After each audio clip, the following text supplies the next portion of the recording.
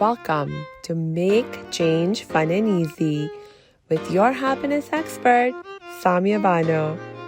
This is the podcast to help change makers, coaches, trainers, and healers break your chains of fear so you can create the impact and income you desire with fun and ease.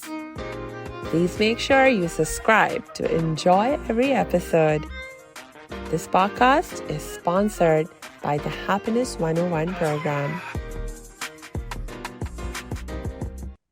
Hello, salam, shalom, namaste, sat sri akal, aloha, hola, ciao, bonjour, buna, privyet, mabuhay, and Jean Dobre. I'm so happy and looking forward to our conversation today because we have a very special guest, and that is Jeanell Greene. So Jeanell is a marriage coach. Welcome, Jeanell. Hi, thank you for having me. Yes, I'm so happy to have you. Please, Jeanell, tell us more about who you are and what you do. Okay, well, I am Jeanell. I am from Vancouver, Canada, and I have been happily married for 18 years, and I have made it my mission in my life to bring love and healing to the world. I think we are in a very troubling and concerning time as we're all trying to deal with life and stress and children and bills and keeping relationships connected. I think that there is a huge need for education, for support, for compassion, for healing, for forgiveness. And it all starts with us. It starts with us healing whatever we need to heal so that we don't get triggered. Because when we love ourselves, when we respect ourselves, it doesn't matter what anyone does or says. We never lose sight of who we truly are. Yeah. In the face of God, in the face of our partners. And we can listen with more compassion and curiosity rather than a place of fear and feeling so alone. I think that's the one thing that I really understand about people. When I first became a relationship coach, marriage coach, I thought I needed to know everything there was about relationships. And there's a lot. And what I discovered really quickly is that we have several things in common. Number one, we're all wounded souls, and we go around trying to find things that fill that hole when really we are at the source of our own happiness and our own peace. But we put it on other people, like our spouse or our children or our job or money, to make us feel happy. And then we get there and we realize, oh, that's not it. We spend all this time and effort and to realize that when you get to the top of the mountain, you're still alone. Yeah. And I think at the end of the day, we all are motivated by fear more than we are motivated by love. And so we do things because we are afraid to be judged, afraid to look bad, afraid to fail, afraid to be alone, afraid that we're not good enough. And so living inside of that not enough, we can never find joy and peace and abundance from that place of lack. But we are so conditioned to think that way, and including myself. And so this is why the work that I do, A, I gotta do that every day. And B, we have to learn to be okay with being uncomfortable, with changing, with failing even. Yes. So, that's a little bit about me. Oh gosh, just in sharing a little bit about you, you raised so many amazing and interesting insights and things that we can dig into. Just earlier today, I was having a conversation with somebody about fear because as I was sharing with them, more and more in my work and in my own life, I have come to realize that fear is really at the base of pretty much most of the issues that we have. Even if you think it's something else, you dig a little deeper and underline that there's a fear. 100%. So there's that. And then what you said about feeling alone, even at the top of the mountain. Ah, yes. Yes. I mean, that has also been like a huge challenge in my own life.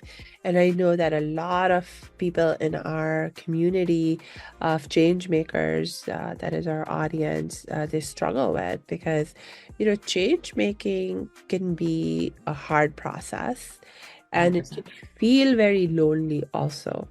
Whether Yeah. you're trying to change your life, your own life, or whether you're trying to change the world. So, my gosh.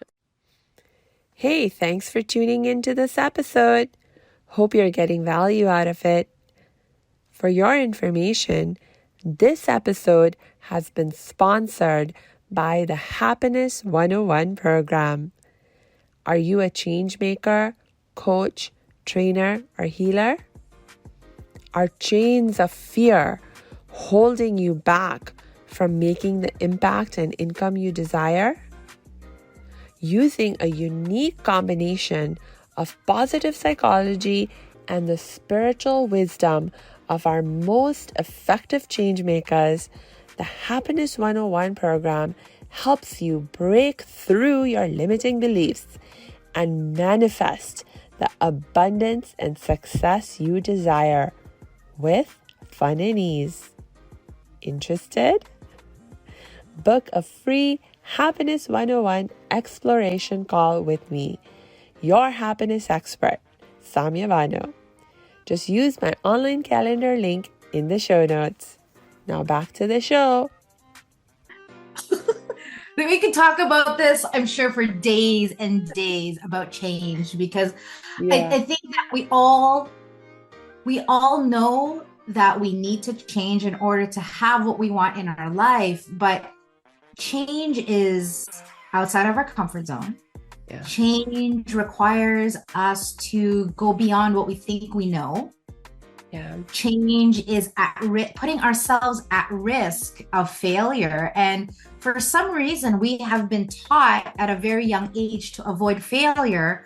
But in order to become extraordinary at anything, like if we think about the greatest minds in the world, they didn't just wake up one day and were the greatest minds. They had to fail and fail and fail and fail and fail to become the people that they are. And, when we look on the outside, we're like, oh, look at Oprah. She has it so easy. Oh, look at all these amazing people. How do I get there? And what they don't share is a lot of times is the hardship and the struggle and the pain and the blood and the sweat and the tears in order to get to where they are now. And the thing is that even when they do share something of the struggle that they have had, we tend to ignore it. We tend not to pay as much attention to that.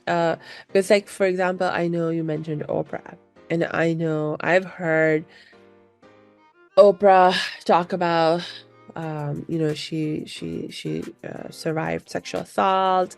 She's dealt with poverty. She has, health challenges that she has struggled with. So I mean. And even now, I think in one of the last interviews I was listening to from her, she was talking about how after she made the transition from being the TV personality in terms of hosting that show that she had been hosting for so long, and it was popular and that made her famous and all of that. But then when she decided to do something different and she decided to start her own TV channel, she was talking about how that presented this like whole new set of challenges and pushed her in ways that, were very new for her. And even though she was already so rich and influential, what she was trying to do required significantly more money, significantly more resources, and required her to up-level her game in terms of her ability to deal with her own anxieties and fears, etc., even more. I mean, as good as she already was, Yeah. because she wasn't satisfied with the status quo. She didn't want to Yeah. just settle for things as just staying where she was. She wanted to grow. So then, even then, she had to go through growing pains. Yeah, yeah. I before I actually became a coach, I worked in sales. I worked in corporate sales for almost 20 years. And I got to the point where I got to the top of the mountain Mm. and I worked my butt off. I worked, 13-hour days, 6 days a week. I was in the office till 10 o'clock at night. I would even bring my husband with me just to keep me company. And my top of the mountain was a free trip. So top 1% of the company, they would pay you to go on what's called a top producers trip, where you get showered with acknowledgement and recognition, and they put you up in a really fancy hotel and it's open bar, like the works. Okay. Yeah. So my first trip I won was Bermuda, and I got to go jet skiing in the Bermuda Triangle. And my second President's Club trip was Rome. And one of their opening night, you have this big party, and the opening night you get to this amazing, they pick you up in this little minibus. They take you to this villa at the top of this mountain in Rome. And when you get there, there's 20 people standing in a line, like a courtyard. And they have, when you see it in the movies, Yeah. they have like the little Yes. horns with the caution. They're like, Yes. presenting. They had that. It was so crazy. And when I came home from Rome, I was like, wow, I did it. I got to the top of the mountain. But then it was like, okay, now what? It's over. Now what? What's the next mountain? And I realized that there were no more mountains for me to climb. I didn't want to climb another mountain. I'm like, been there, done that. I proved to myself I can do it. And I started to really think about what was next for me. And I could feel my soul. And this was around the time I was turning 40. And I could feel my soul starting to get really restless. Yeah. And I knew there was something, like I could feel like intuitively that I'm meant to do something else. And so I just started to feel like bored, first of all, and kind of this thought of like, okay, this job, as great as I am at it, is not who I am. Mm. And what if I could create a life, a career that was authentically me? What would that even look like? Yeah. And so I really started to think about, okay, if this job that I have, I feel like I use 5% of my brain, what would a job look like that I use 100% of my gifts, my experience, my personality? And so I actually hired a life coach to help me kind of figure out, if I want to be, let's say I was going to be reborn, what is that dream life that I would want to have? And from that, I discovered that I wanted to coach people in relationships, because I had so much experience with being divorced and now being married to my dream man, and so many people asking me for advice about it. I thought, you know what? I would love to talk about love all day, all night, transformation, healing. And, I had also recently taken a seminar called the Landmark Forum, where I got clear, the reason why my life was not going the way I wanted it to go was because I hadn't healed my childhood trauma from when I was 9 years old, when my dad cheated on my mom with her best friend and got her pregnant and then left. Mm. And my mom was a single mom for 3 years, and I'm a daddy's girl. Mm. And so I saw in doing this work, and why I'm so passionate about the work I do now, is that I saw that little 9-year-old created 3 beliefs that day when her dad left. And it was that she's unlovable, she can't trust anybody, and that everybody she loves will eventually leave. Mm. So my life, was when I did the seminar and I look back at my life, I was like, oh, that's why that happened. And that's why I dated that guy. And that's why I attracted toxic men into my life, because subconsciously I believe that I'm not worthy of a great relationship. And so I would only date men that I knew that would hurt me and leave, because that's what I told myself subconsciously. Yeah. So that was when my healing started. So I've gone through this very extensive journey of healing all those things, especially also I've been sexually abused, I've been emotionally abused. I was bullied as a child. So there's a lot of things that I had to unpack. So now that I've gotten on the other side of it and I've created this life for myself, now I work with other people who say, please show me what you did. Like, how do I do this? But yeah, like it was such a huge shift from corporate, having a steady paycheck, doing something I could do with my eyes closed, to creating something from nothing, building it just from my gut and my intuition and my passion, not knowing if it was going to even work.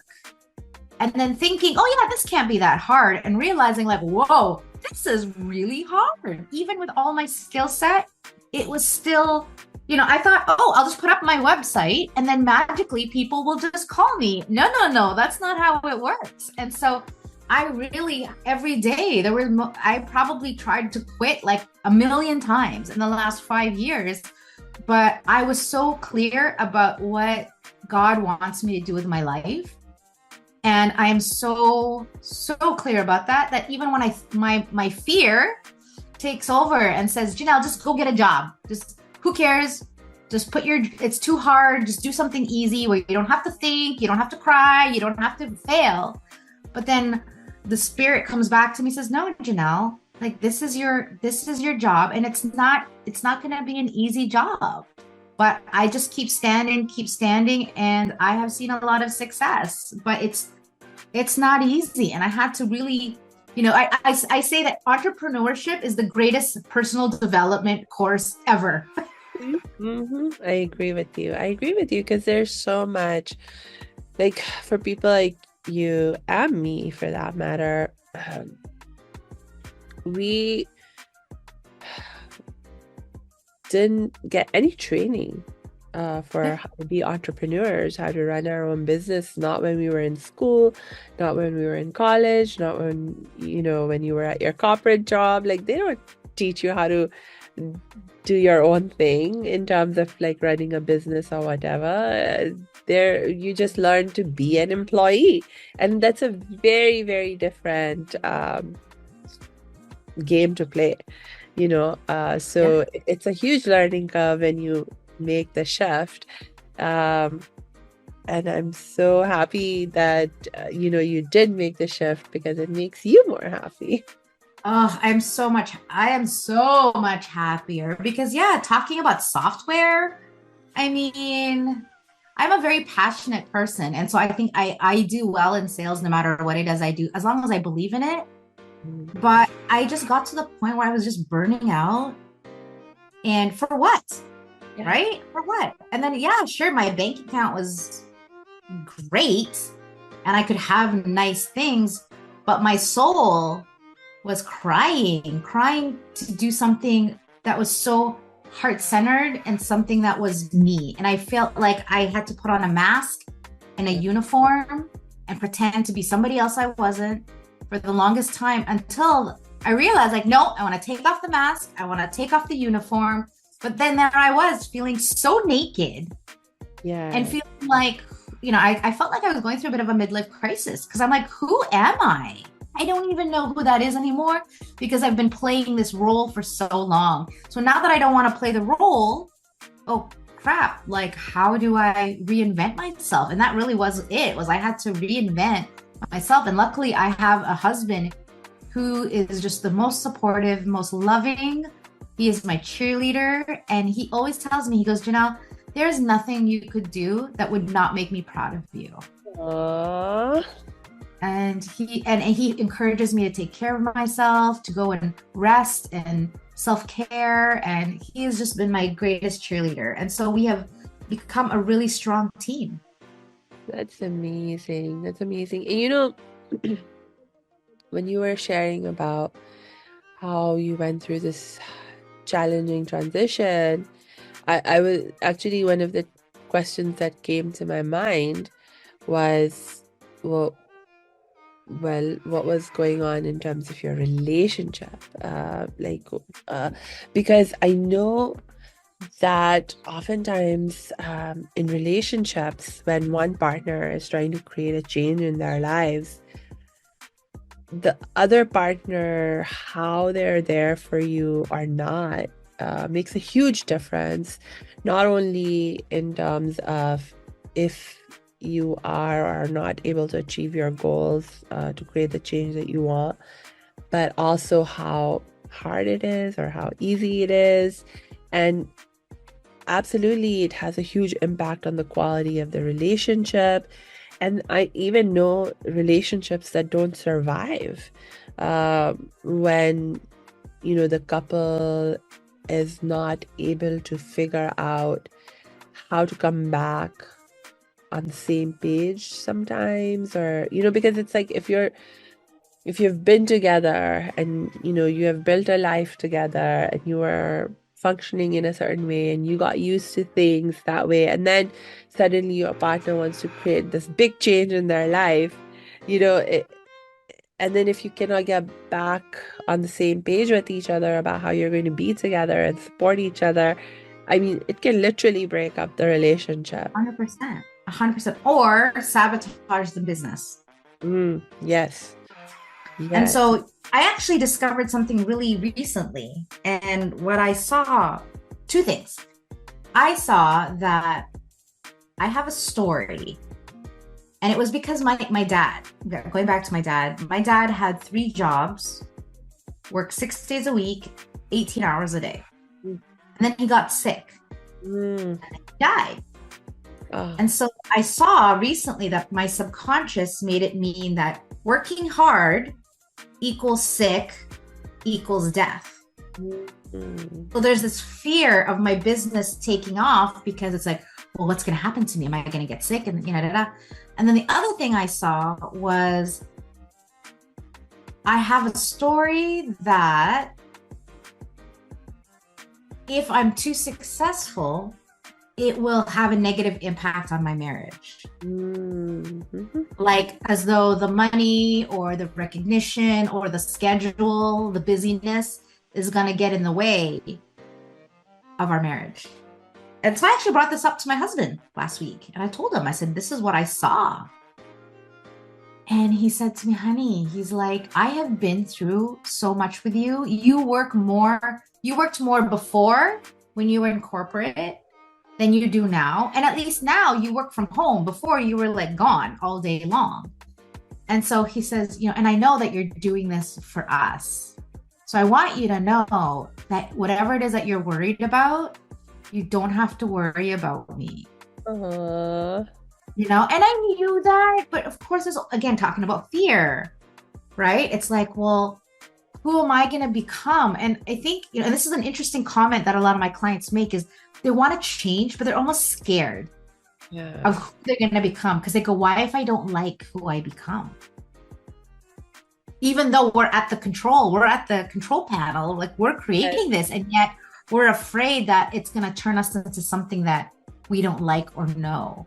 Mm-hmm. And so I think that's a very common, I've heard that more than once. And now I'm seeing that for myself in my own life, that I'm like, well, if I make $500,000 a year, what does that mean for my marriage? What does that mean for my personality? Am I going to become a different person? Am I going to become selfish? Am I going to become materialistic? Right? Like there's all this fear. And it's like, where is this coming from? Yeah. So it's just always, and that's why it's so important to do the work every single day to unpack that. Yes. Yes. And I mean, you know, the thing is that the fears that we have, they're not baseless. So I'm never one to advocate to suppress any of our feelings or ignore them. but rather to be like, okay, what's the feedback that you're trying to give me here? What are you trying to save me from? Because fear is usually coming out when we perceive some risk or danger to something that keeps us safe. I mean, and Exactly. so if you are thinking, like if I have a fear of, okay, if I become really rich and then I become selfish and proud because I get consumed Yeah. by, Yeah. like I'm too busy, or I become proud of, oh, I have so much money and now I think I'm better. Right. I'm really, what I'm afraid of is losing my relationships, uh, Yes. What are right? my friends And going to so, think of me? Are they going to still want to be friends with me? Are they going to use me? Are they going to exactly. be jealous of me? Yeah.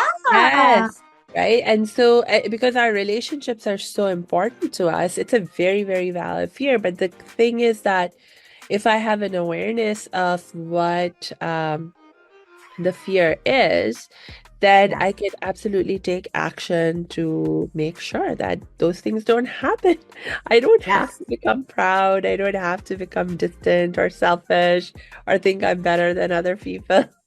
Yes. Well, I think the other piece of that is, really important is we have to create a new context.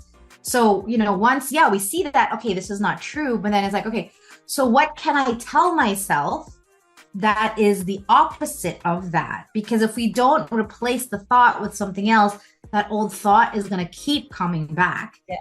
But clear, seeing it is one thing, and then having to replace it with something else is the next step in order to do that, right? So it might sound like, you know, um, money always finds me. I am,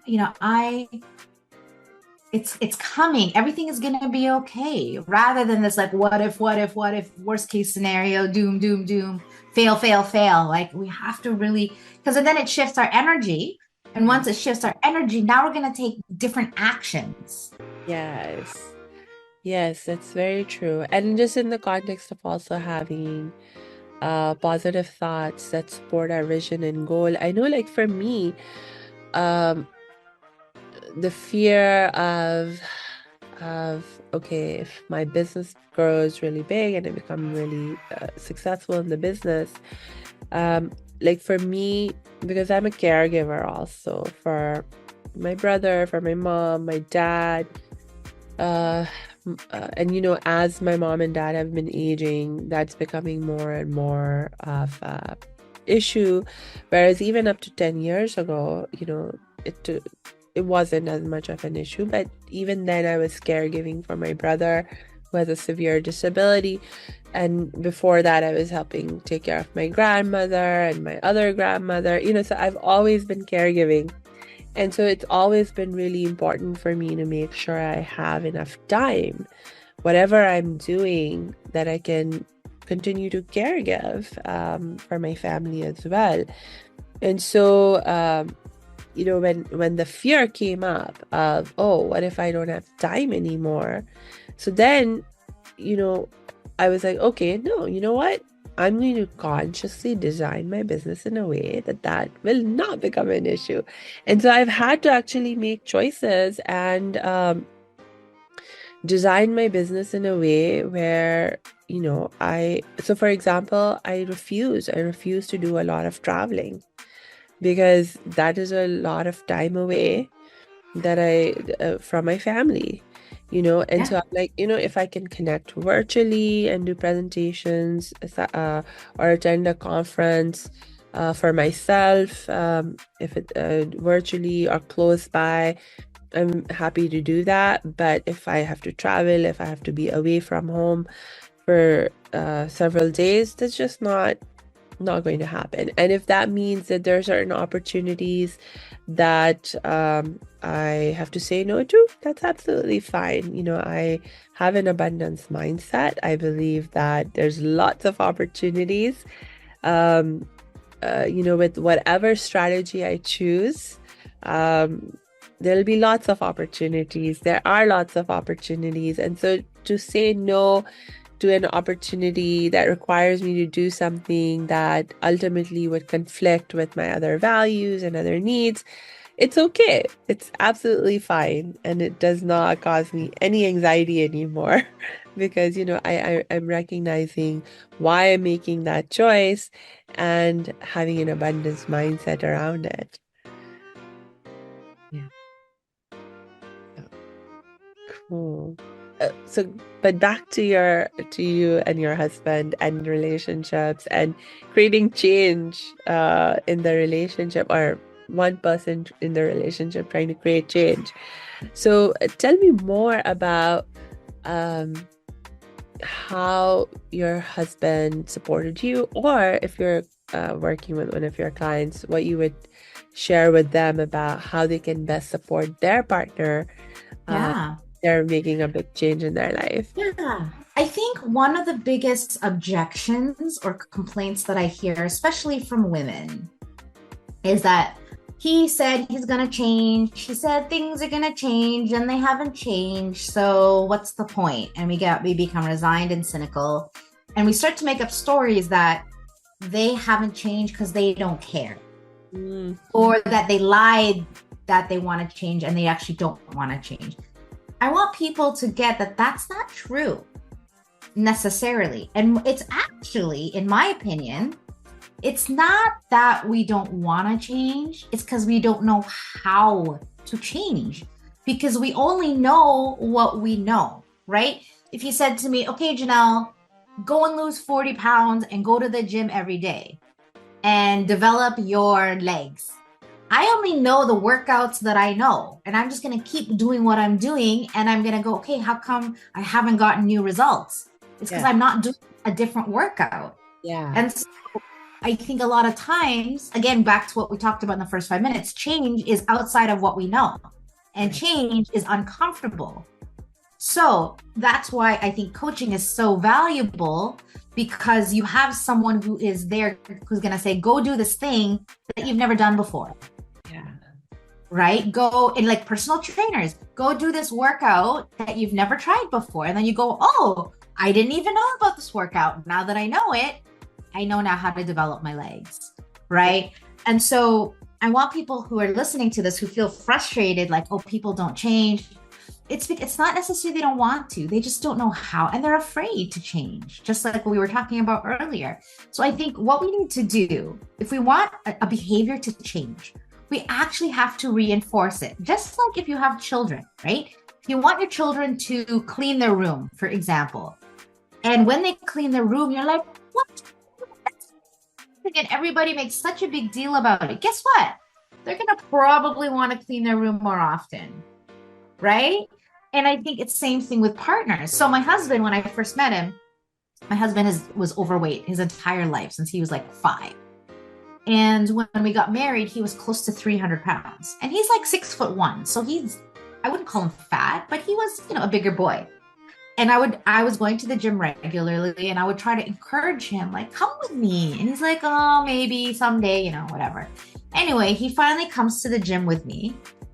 And we get home and he's wearing, a sleeveless shirt. And I could see his arm was starting to like show definition. And so I pointed it out to him and I said, honey, your arm looks really toned. He's like, oh, really? I said, yeah, it's really sexy. He's like, oh, cool. Okay, maybe I should start working out. And he lost 100 pounds. And he goes to the gym 5 days a week for 60 to 90 minutes. He sends me pictures. He would kill me if he knew this. But he sends me pictures of himself at the gym flexing. Aww. And if I don't respond or send an emoji, he will tell me. He's like, honey, did you see my photo? Because you didn't like it. I was like, oh, honey, I did see it. I just didn't have time to acknowledge it. But I get that that's his motivation, is he wants to be acknowledged. And he knows that when he looks good, Jeanell is a little bit more interested in him sexually. So his love language is physical touch. So he's like, oh, me going to gym equals Jeanell touching me more. So now that is his motivation. So we can use that context into anything we want. So my love language is service. I love it when my husband makes dinner, makes coffee, and he knows that about me. And so, we've been together for 18 years, and we've never had an official conversation that he's supposed to make coffee. But he gets up first before me and he makes coffee. And every single morning, I say, baby, thank you for making me coffee. I appreciate it. I don't have to worry about it. It's there. And I love you. And guess what? He's done every single day for 18 years. But if I never said anything about it, chances are he would probably stop doing it. But I know as humans, we want to be loved. We want to be appreciated. And it doesn't take a lot. It doesn't take a lot of effort for me. And guess what? When I give to him, he gives to me. And our marriage is so easy. And we build trust and we create safety. And we just feel so intimately connected that we can have any difficult conversation and not worry about the state of our relationship. And we've had to have some really hard conversations, but our love and our connection and our trust within each other is so strong. And it's those daily things. And I think the problem is when we're not self-aware, if we don't love ourselves, we will become critical of everything else in our life. And then so we get into this habit. All we do is criticize, judge, tell people that they're doing it wrong or it's not good enough. And then so men will stop doing those things. And I think too, as women, we want to be quote unquote independent, but yet we still want a hero. And so then men get really confused. It's like, okay, do you want me to help you or do you want to do it yourself? And so we almost train our husbands to not want to help us because we have it like we got it all. So I consciously allow my husband to be the man, even though I could do it myself. Sure. But I know he loves being the hero and then me going, oh, honey, thank you. Thank you for making me dinner. Thank you for getting me that chocolate bar because you knew I was having a bad day. Thank you. And he just feels so loved. And it pays itself tenfold. And so I think that that's one of the secrets to our joyful, loving, playful friendship / marriage. Yeah, I love the examples that you just shared, Jeanell. Actually reminded me of a few things. One, the idea that, definitely positive reinforcement of what we do want, to acknowledge it. It's just such a simple thing to just acknowledge, to say thank you, as a way to positively reinforce. And the memory triggered in my mind is like with my mom. Even now she does it, but especially when we were kids, she would be like, anytime we did something, that she wanted to encourage us to do more of, she would give us extra kisses. Now, Yeah. it's interesting that I was actually thinking about it the other day where I was like, on the one hand, you don't want to like bribe somebody to do something that they should be doing anyway. In terms of, if it's like something they should be responsible for and so forth, you don't want to bribe them to do it, because if you then take away the bribe, then the behavior goes away too. And there's actually research about it. So the thing that I realized was so brilliant about what my mom did was, number one, the kisses. It wasn't like a material bribe, Yeah. like it wasn't money or something. But the other thing was that she was always giving us kisses, and so it wasn't like something that I felt that if I didn't do this, I wouldn't get kisses. No, I would get kisses anyway, and be loved in lots of other ways as well. But it's just that if I did do something, she would give me an extra kiss, or maybe just acknowledge with the kiss that this kiss was because she was particularly pleased about my having done that. And so, on the one hand, I got positive reinforcement and encouragement, and on the other hand, it didn't feel like I was being conditionally loved because she was loving me all the time anyway. Yeah. You know? Well, it gets dangerous though, is when we use fear in the same way to control. And then, a lot of parents, right? Like when you do something good, they love you. When you do something bad, they make you feel like crap. And Yeah. so many of us, we become people pleasers. Mm, And we yeah. just do it because we're afraid to be again alone. Yes. And at the end of the day, we're all motivated by love and appreciation. But it can be really easily manipulated. And so this is the same thing with our spouses. Like a lot of men complain. It's like, okay, when my wife is mad at me, she won't have sex with me. She uses sex as a bargaining chip. And it's not fair. Right. But at the same time, on women's side, it's like, well, I don't want to do anything with you when I'm not happy with you. So why would I want to do that with you? Right. So it can get really hard, like you were saying. But I love what you said about your mom, because I feel like that's me and my husband, right? I'll say, "Honey, you know what? You're amazing." And he's like, "Why? What did I do?" And I said, "Nothing, nothing at all. You are just an incredible human being. And I'm so lucky to have you as my husband." And I could see his face. He's just like, "Oh, thanks. I loved it." Because he didn't Yeah. get that as a child. Yeah.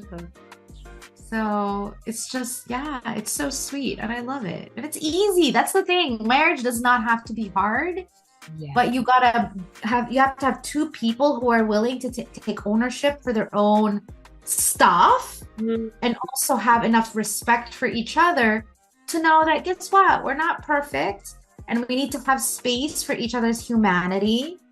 Like my husband, the one thing my husband has really taught me is this no blame thing.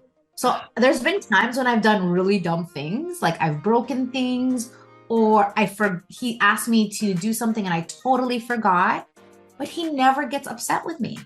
mm, It's just like, "It's okay, honey, no problem."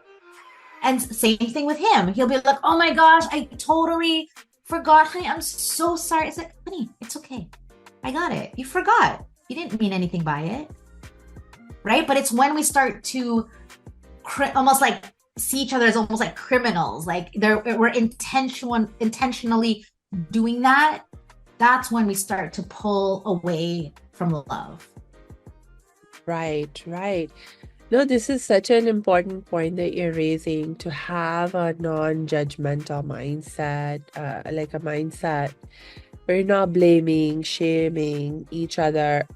Because really, if you think about it, that is, I mean, I, I mean, my gosh, if you think about any relationship, if it's going to be healthy, or a healthy relationship, really, um, what ruins the health of a relationship is blaming, shaming, judging. I mean, because if you think someone is bad or they've done something bad, like you have that judgment in your mind, then of course you're going to respond in a way, like, how can you be happy about something bad? How can Yeah. you be happy with someone that you think is bad? And so as long as we have these judgments, and and it's such a short step from judging someone or something that they're done as bad, to then blaming and shaming. I mean, those are just such fine lines that we don't often even realize when we go from having made the judgment to then actually blaming and shaming around it. Yeah. Um, but truly, I mean, how can you even begin to practice, let's say, forgiveness, Yeah. as long as Yeah. you are blaming and shaming and judging. Even to practice forgiveness, you have to let that go. So, Yeah, exactly.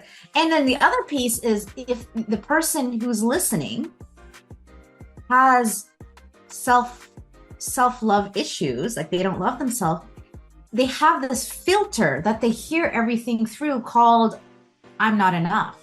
yeah. And so you need two people who are conscious about what's going on because I've met those kind of people where I'm giving them constructive feedback and all they can hear from me is, "Oh, so you say I'm the problem." I'm Mhm. like, "That's not what I said at all." But that's all they can hear because they are right. They have a wound that's so open. And so I think sometimes, no matter what you do, if the other person hasn't dealt with their stuff, it's always going to keep getting caught in that filter until the filter has been removed or cleaned. So Yeah. that's why I think it's important to do both people to do work, both spiritually with their connection with God, but also with their own subconscious mind and their own past and their inner child stuff. All that work is required. And I'm so happy to see men becoming more and more willing to do the work, to put their hand up, to say, yes, I realize that I have some blocks that I need to deal with. Where before, every man I spoke to, they were like, no, it's not that bad. No, it's not that bad. Meanwhile, their whole house is on fire, you know? It's true. I think people in general, not just, I agree with you, more men are becoming open. And I think even people in general, I've noticed, I don't know if it's just, the company that I keep because of the work that I do. But I really think though that it's not just that. I think there really is this like shift happening in the world, in the sort of like way things are, where we just as a society just went too far in one direction in terms of chasing a certain definition of success, where you compromise your health, you compromise your relationships, and this and that and everything for the sake of making more money so you could have that kind of success. And we just went way too far in that direction. And people have been like really suffering because of that. And now, as more and more uh, people have dealt with that, and we just reached a point where, society as a whole was like, okay, it's too much, too much. We need to do Yeah. some correction. And so, there's this movement now in the other direction where there's more and more awareness, first of all, of that, this is a problem, this kind of blindly chasing success and defined by making more and more money. That's a problem, and we need to have more balance in our lives. We can't ignore our health, we can't ignore our relationships, etc. And so with that raise in awareness, there's also more willingness to look into, okay, what can we do to correct things, and to create better balance in our lives. And definitely, especially since COVID started, I think for a lot of people that opportunity to create change got opened up even more and accelerated even more. And so a lot of people have been um, more willing and more open. I know several of my closest family members who, working corporate jobs and so forth, making six-figure incomes. And then COVID hit, and then they had to do like basically stop going to the office, start working from home, and it changed their lives. And now it's like the offices are literally begging their people to come back. Yeah. And a lot of people are resisting, and they're like, no, you know what? We have tasted a different way of doing things. And we refuse to go back to things the way they were. We want some things to be changed and different and stay different, so that they're better. Yeah. Yeah, absolutely. I'm excited, and it's funny because I've seen a shift from mostly women coming to me to now mostly men coming to me. And when I look at my Google reviews, I mean, they're a mix, but when I read the men's Google reviews, I read the women's, and they're like, yeah, that's really strong. And then I read the men's, and they are really long, and they give me goosebumps. Oh, And it just gives me so much hope, and I'm excited because when men become conscious to what they've been unconscious to about, and not just men, but I mean, women's kind of always been ahead of that, but I think for men, they're just starting to catch up, and now that their eyes are being opened, they can become more better fathers, better husbands, better leaders, better. They get to really redefine what masculinity is, distinct from what they were taught as children and what was drilled into their head, that men don't have emotions and all this toxic, stuff. Yeah, I'm feeling really inspired and hopeful for the future. yes, And we yes. still have a lot of work to do. True, true, true. No, I appreciate what you're sharing about how things are changing for the men also, because this is a struggle that I see in my community. Now, when I say my community, I'm talking about my Indian, Pakistani, and Muslim community, especially the more traditional parts of our community, because, um, insofar as, uh, like in our Indian, Pakistani traditional culture, there have been very strong delineations between, okay, this is the men's role and this is the women's role, and so it makes um, it difficult to create change if you want to have a different kind of relationship, for example, and you don't want to follow the traditional formula of how husband and wife are together, because it's not just that times are changing, but that we living, especially here in America, we're in such a different context. I mean, things are changing back in India and Pakistan also, but for my family, for example, it's we are in a very, very different context here in America, and there's a lot of differences, because of which things that worked perfectly fine back when we were in India and Pakistan, they become dysfunctional over here. I mean, one example would be like, in terms of the role of men and women.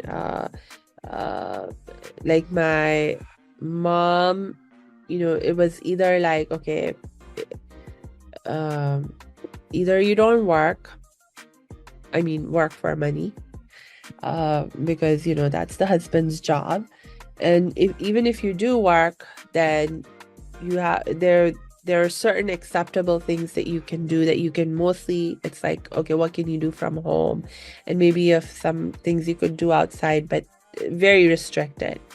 So but when we were there, she had the support structure and so forth that allowed her to work within those constraints. But here, we don't have that same support structure. So even if she wanted to continue to do those things, she wouldn't be able to here. And so then you have to think about change. Yeah. Oh, Janelle, I just lost your voice. Oh, Sorry. I was just saying, yeah, and again, change is hard, right? When you grew up a certain way, you have certain expectations, and all of a sudden everything's changed. Even though you know you need to change, it is, a lot of us are very stubborn, right? And it's especially coming from the old school where we're just been drilled that this is how life should be. And now you come to a different country where it's a total different culture. Now your eyes are opened and you're like, okay, well, we need to change. And maybe the other person's like, but I don't want to change. Like, but we have to change. So yeah. yeah. So help each other change and do it with love and positive reinforcement. All right. Janelle, I'm having so much fun talking with you. We could talk for days, but I know you have to go, and I also need to wrap up. So, any last words, thoughts from you? Choose courage over comfort. Mm. Because it takes something to really bust through what we feel comfortable in, even though we know it's not. Because sometimes we think it's comfortable, but it's actually not comfortable. Yeah. But sometimes, change, sometimes we have to wait till it's so uncomfortable to be comfortable, then we change.